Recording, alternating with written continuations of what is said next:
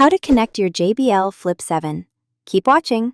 Turn on the JBL Flip 7 speaker by pressing the power button.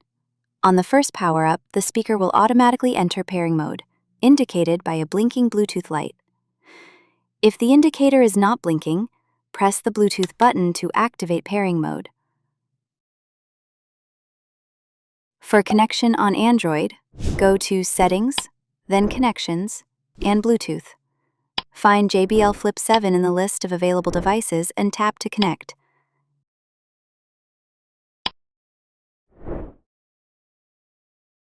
For connection on iPhone, go to Settings, then Bluetooth, and turn on Bluetooth. Scroll to JBL Flip 7 and tap it to connect. For connection on Windows, open Settings, click on Bluetooth and Devices, turn on Bluetooth.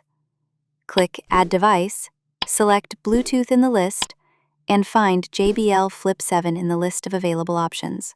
Once connected successfully, you can use the JBL Portable app to adjust the equalizer and other speaker settings. And that's it. Subscribe for more helpful guides.